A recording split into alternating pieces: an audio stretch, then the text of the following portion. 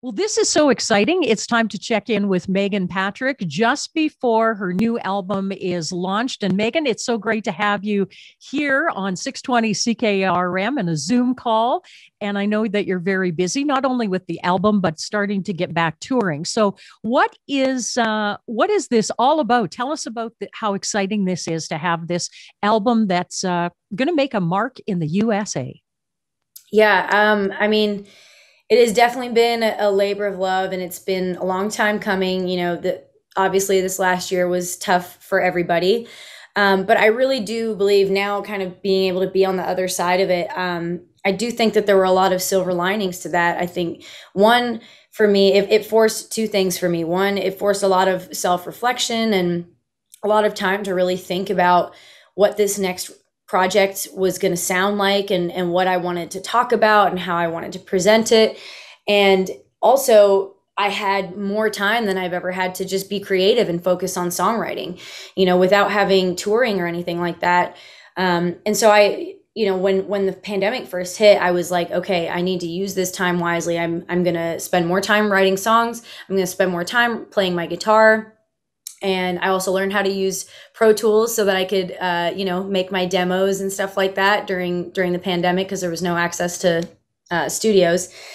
And I think because normally when I'm making a record, it's like coming off the road. I've got a deadline. I've got so much time to write the songs, pick them, get in the studio, and record them, and then get right back out on the road.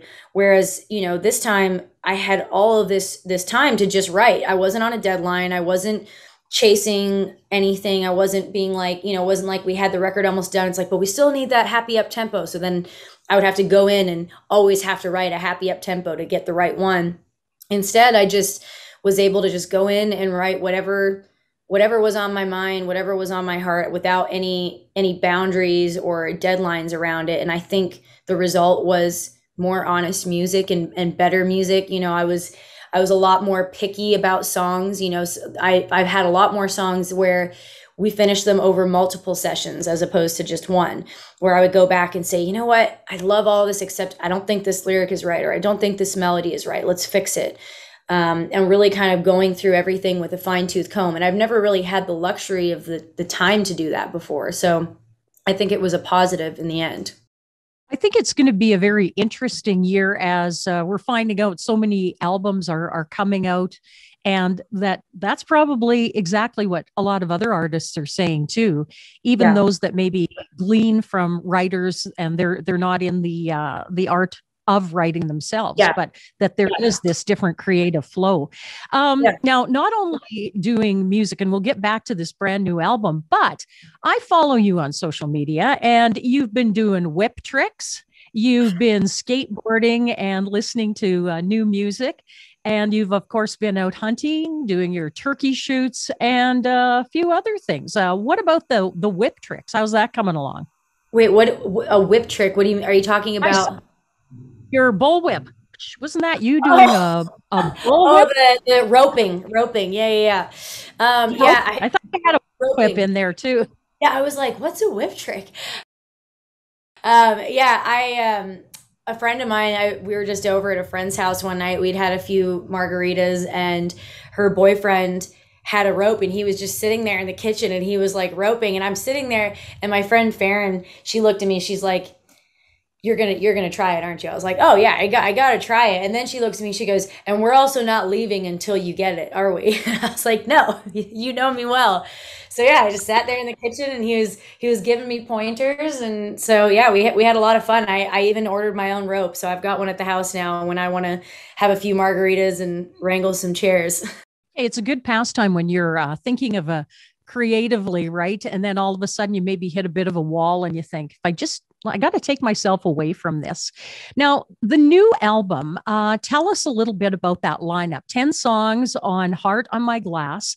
And now I know a lot of this is very heartfelt music, and it's going to be exciting to have it burst on to the American scene, because your Canadian fans absolutely love you. Yeah, I mean, it's definitely, it's kind of crazy, like coming here. It's sort of like starting all over again. It's like, it's sort of square one for me. And so, I'm so grateful for my Canadian fans because they've really kept me going, through this process of trying to build a new fan base as well, making me still feel good and being such great supporters.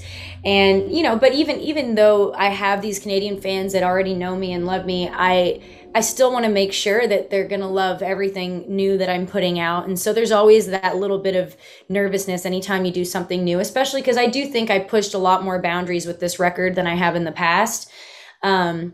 But I think if there's anything I've learned, especially doing all these live streams and stuff, I've had this like intimate connection with my fans and being able to actually talk with them in real time and trying out new songs on them and stuff like that. The one thing I've come to realize is that the thing that I think they value the most for me is just honesty and authenticity. And this record is definitely that. And I hope that, it'll have the same effect on the American fan base as well. Well, Never Given Up on You is a wonderful song, and it speaks to so many people, I think, in relationships, right? That the growth of a person and what that's like to find somebody that you're always going to stand beside. Tell us about Mama Prayed For too. When we wrote that song, it was, I think. Well, there's a lot of songs that have been written, and even like in TV and movies and stuff, there's a lot about, boyfriend's going to meet the girlfriend's dad for the first time, and he's probably sitting there like, cleaning his shotgun or something, like looking menacingly at the boyfriend, and and how intimidating that can be for a guy. But I don't feel like there's a lot of like content out there from the other perspective of being a female meeting your boyfriend's mother for the first time. And when I first was going to meet Mitchell's mom, I was really nervous, because she's a very sweet Southern Christian woman. And, I already knew that she didn't really like tattoos because she wasn't very happy about the few that Mitchell has. And I've got quite a few more than he does. And so I was kind of nervous. I didn't know what she was going to think about me. And, us coming from kind of different worlds in a lot of ways, Canada and the Southern US. But, we got along really well right away. And I remember the first time I got to really sit down and talk with her, like without Mitchell there, where it was just us, we were hanging out, and she had told me, she said, at the end of the day, she said, I love the way you love Mitchell. And that's all that really matters to me, is to know that he's happy and that he's loved well. And, when he's around you, he seems happy and at ease, and he's himself. And she said, at the end of the day, that's all that really matters to me. And that was kind of where that was the inspiration for the bridge in that song. If loving you is the only thing we have in common, I bet in the end that's all she really wanted. And I think that's true. I think some mother-in-laws can be a little bit tougher and judgier, but luckily, that's not the case with Debbie. I definitely lucked out on her for sure. So now Mitchell, I think, is going to be on the same bill on concerts. Have you guys got that worked out through the summer so that you are touring together and able to spend some time? Because I think during the pandemic, you've been doing quite a few things together, which is quite nice, and probably helps with the writing as well. Yeah, we don't really have much of a say in terms of like festival touring, if whether or not we end up on the same bill. That was kind of just, I think, coincidental. I think also Mitchell and I also have close relationships with some of the promoters and the festival owners. And so I think sometimes they do it on purpose for us, like the Country Thunder ones and stuff like that. So, they do it for us so that we get to experience that together. So yeah, I'm excited. We get to play together this weekend, with my release and everything. We'll get to celebrate together. So it should be really fun.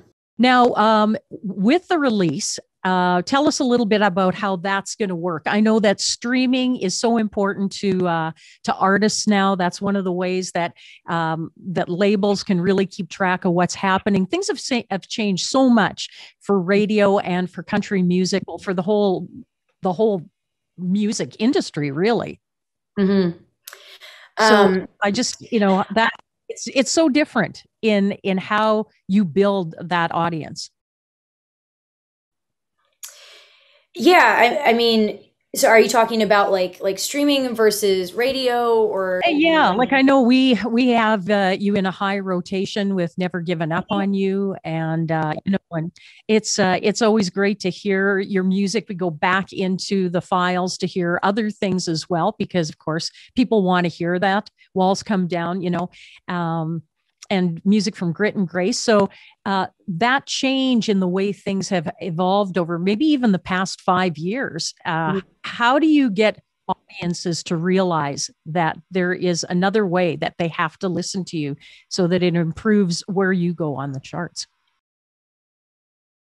Yeah, I mean, I've tried, I think especially like lately on, on my live streams and stuff. I talked about it last night actually, because I think a lot of the fans don't have the full like depth of understanding of how the inner workings of the industry, and like why would they? I mean, they have no reason to.